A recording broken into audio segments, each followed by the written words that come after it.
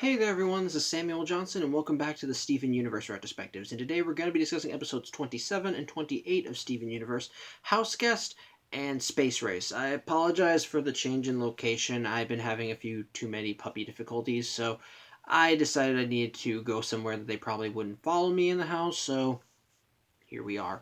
So anyway, if I also sound a bit exasperated while doing this, it's because I had finished a 19-minute vlog that I had to just scrap.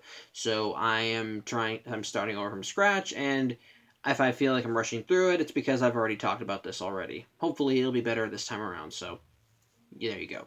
Anyway, first let's talk about Houseguest. If you remember what happened in the Lapis Lazuli two-parter last week, you'll remember that while Lapis was on her rampage, Greg kind of got caught in the crossfire because he went to join the Gems when they went to confront her. And as a result, his van got trashed and he sustained a broken leg.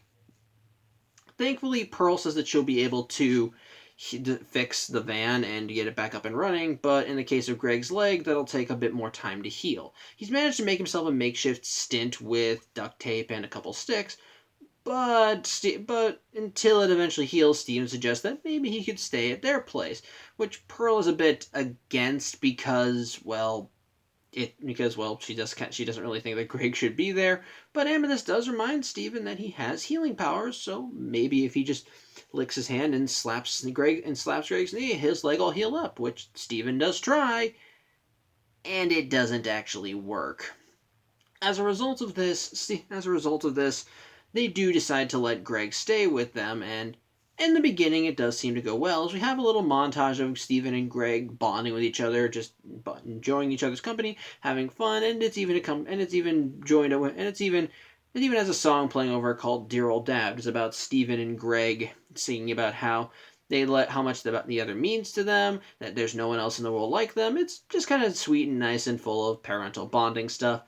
But ultimately the bonding comes to an end as the gems are needed on a mission to deal with something called a geode. This big black dome that's supposed to be containing an artificial storm.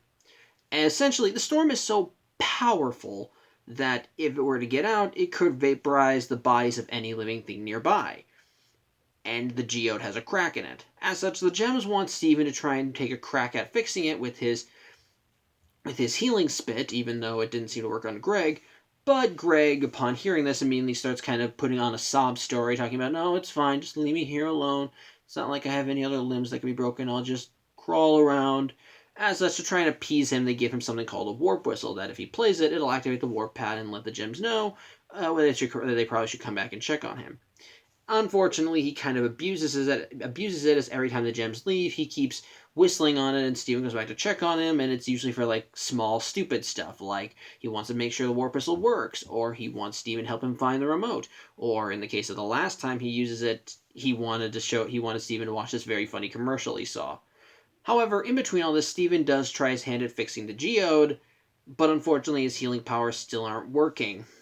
As such, when they do return and Steven rightfully chews Greg out for abusing the warp whistle, he says that, he does try to say, you at least be willing to give me something from the big donut, which Steven says he probably will, while the gems try to think of an alternate plan to fix the geode. However, as Steven steps out, he's like, oh shoot, I didn't ask him what he wanted, and so he turns back around to go talk to his dad about what he wants, only to find his dad is walking around fit as a fiddle, even dancing and getting stuff from the fridge. Steven is justifiably upset by this, and he's able to put together that Greg really isn't injured. It turns out that when Steven slapped Greg's leg earlier in the episode, it did heal, but Greg faked that it was still injured because he did genuinely want to spend more time with Steven, and he thought that this is probably the only way he could do it. Steven, of course, is upset by this because of Greg's little fib. His healing powers are no longer working. Something that Greg is actually shocked by and does rightfully apologize and say, Steven, no, it's fine. It's my fault. I'm the one that did this. But Steven, and as such, Steven agrees and even storms out. Well, he does eventually calm down and go back to try and talk with Greg. Greg decides that because this is his mess, he's going to clean it up. And so he takes a box of tools, and with the warp whistle, he's able to warp to the geode.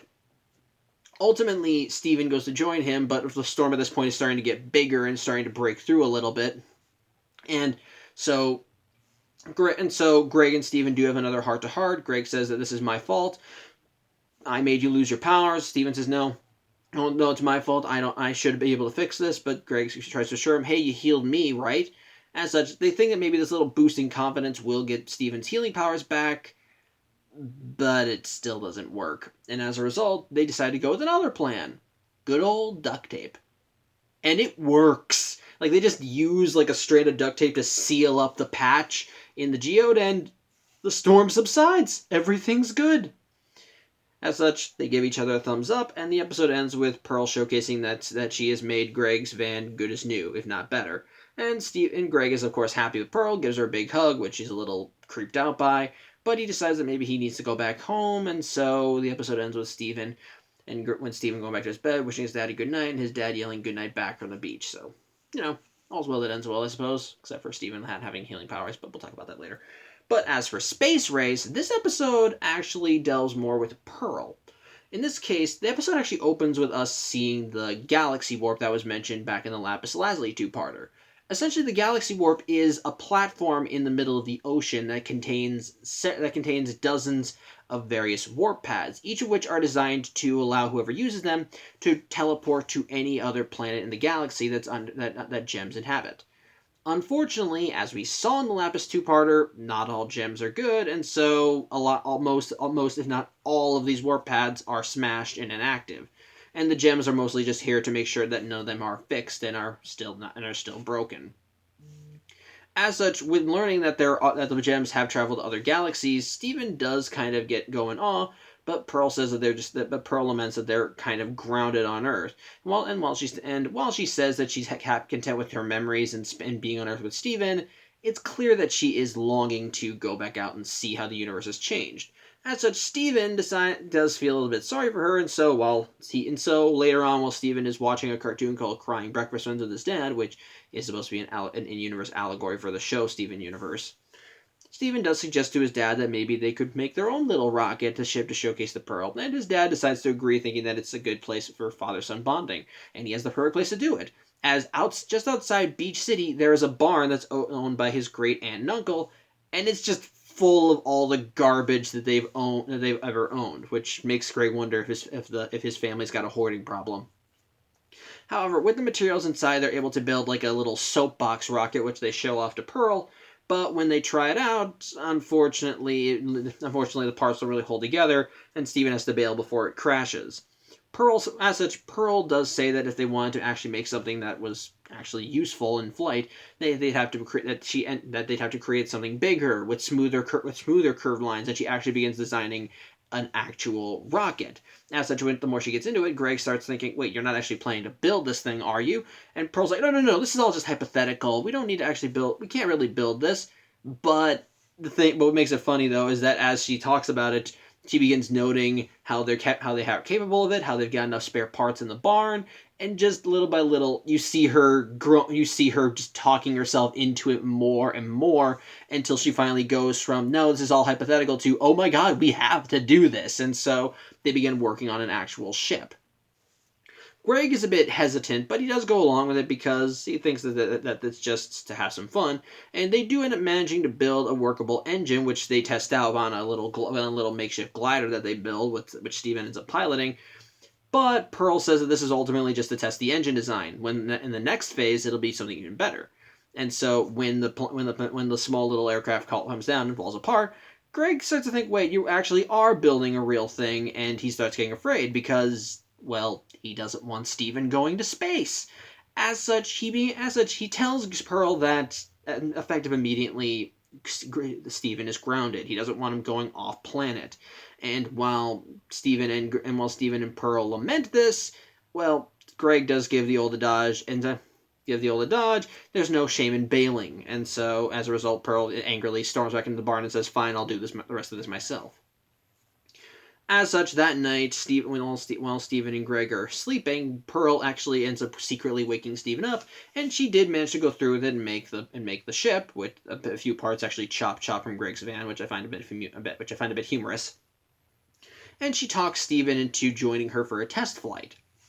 As such, they get into the rocket, but unfortunately, the roar of the engine ends up waking Greg up, but before he can actually do anything to stop the flight, it already blasts off into the air.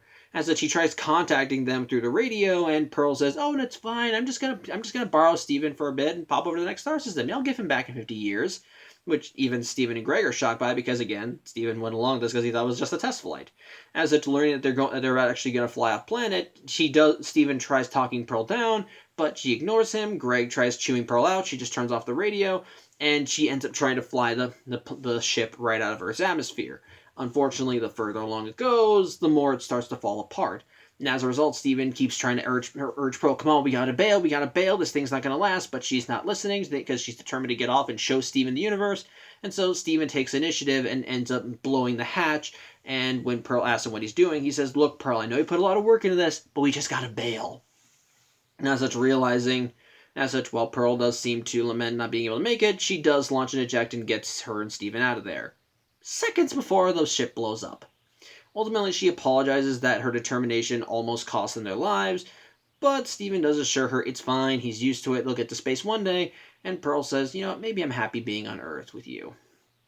So, it's overall sweet, so there you go. So, my thoughts on both episodes? Well, first let's talk about the Houseguest episode. I ultimately do think this episode is just alright. For me, its biggest problem is, unfortunately, Greg, at least for half of the episode. What I don't, while the stuff with him and Steven and bonding is honestly sweet and nice to see them just kind of have some father-son moments and actually, come together and say, yeah, it's nice to be here. It's like, oh, it's nice to bond, have some fun, laugh at some stuff, even just play some music together. At the same time, learning that his injury was faked for a good chunk of the episode and that he was doing all this because he wanted to spend more time with Steven, yeah, it doesn't exactly cast him in the best light. Now, in his defense, they have showcased in episodes prior to this that Greg is kind of a hands-off father. Steven actually lives away from Greg on the beach with the gems, while Greg stays in his van at the car wash that he operates. And while he is involved with Steven's life, he's not really there for a lot of the major parts of it. As such, it makes sense why he would want to spend more time with him, especially after what happened with Lapis. But by that same token, he knows that Steven takes his job as a crystal gem very seriously. He knows this kid is trying to get better, improve himself, continue getting stronger. And as such, when he intentionally fibs about how Steven's healing powers did nothing to him, yeah, you can kind of understand Steven's rage, especially when Steven catches him.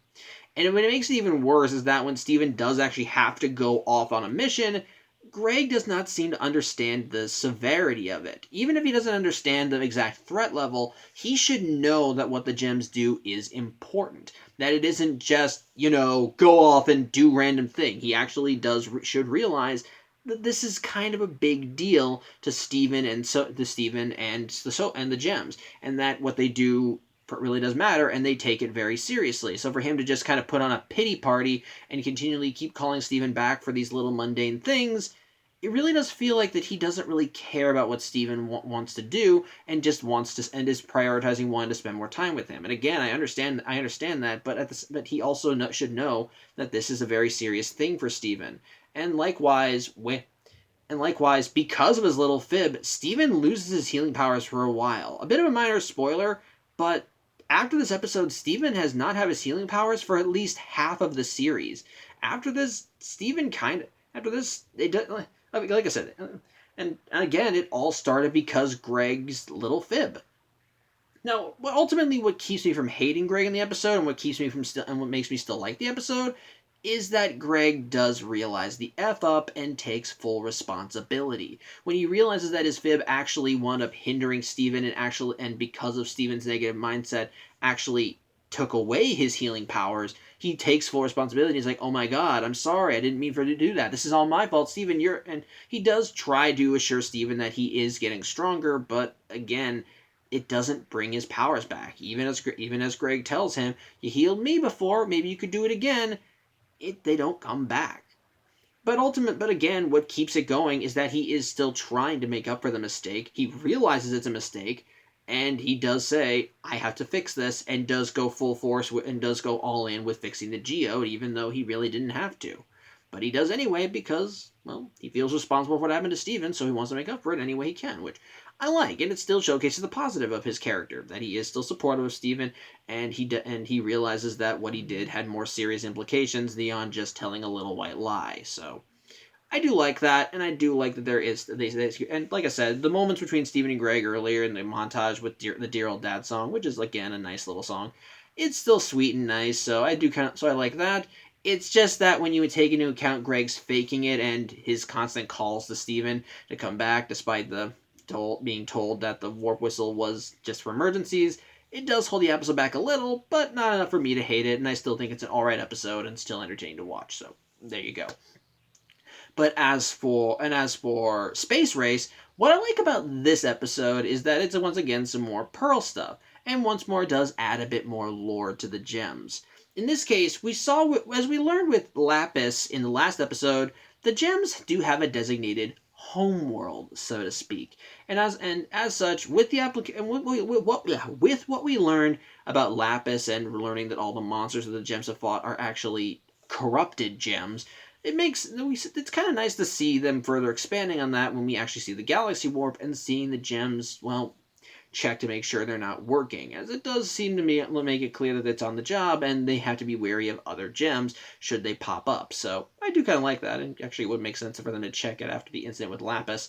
But what I do like about the episode too is that it also further showcases more stuff with Pearl's character, and it does kind of again showcase more of a dark side. Not to the point where I would say that there's negativity there, but you do kind of see what it's like you do kind of see a window into what it's like with the crystal gems, because as they said, the galaxy warp is supposed to be able to allow gems to travel to other galaxies, but since the crystal gems had to smash a good chunk of the warp pads, they're stranded on Earth, and a lot of the things that they used to experience out in the galaxy, they can no longer do. They have to dedicate all their time to the Earth. And while there are still parts of the Earth that they cherish and care about, especially with Steven, it doesn't mean that they don't occasionally miss it, especially with Pearl here, because in her obsession to want to at least experience a little bit of it again, she ends up just blindly ignoring all warnings. And as a result, we do see her kind of pushing herself to extremes. And while it is funny seeing her talk herself into working on the rocket, at the same time, it is kind of you do kind of see the determination and just kind of blind gusto as she keeps pushing it despite the warnings. Her obsession with wanting to re-experience it and show Steven the universe ultimately almost bites her in the ass something fierce when the rocket that she built almost kills her and Steven. Again, it does offer some nice little bonding between Pearl and Steven, especially when Pearl does ultimately realize, you know what, maybe I do need to take a step back a bit, and ultimately helps her reanalyze what she has on Earth, what she cares about, and ultimately, while she has her memories, she does still have something that's worth fighting for here, and something that makes her want to stay. So I like that. It's sweet. On top of that, we do add more to what's going on with the universes, as we see Greg's barn, which does come back in later episodes, and especially with all the junk. So I do like that. It adds more to it, plus the humor with Greg's family apparently being hoarders. So I like that. It's entertaining. So overall, the Space Race, I think, adds more lore to the series, with the stuff with the warp pad, has more nice character stuff as we see Pearl and the blind determination, and how ultimately the gems, at being as they are, kind of have secluded themselves into some, and how ultimately the determination can be just as much a hindrance as much as a boon. And ultimately, seeing the final lesson of sometimes you do just need to bail, and even if you put all this hard work in, if it looks like it's too dangerous, maybe you do need to step back. I do like that. I at least like that. Like, there's no shame in it. And it's not saying just quit every time. It just says if it looks like it looks like the risk is too great, then maybe you do need to stop. So I like that. I do like that at least, and I do like seeing Pearl realize that, and ultimately realize that there is still things on Earth that she cares about and wants to stay for. So yeah.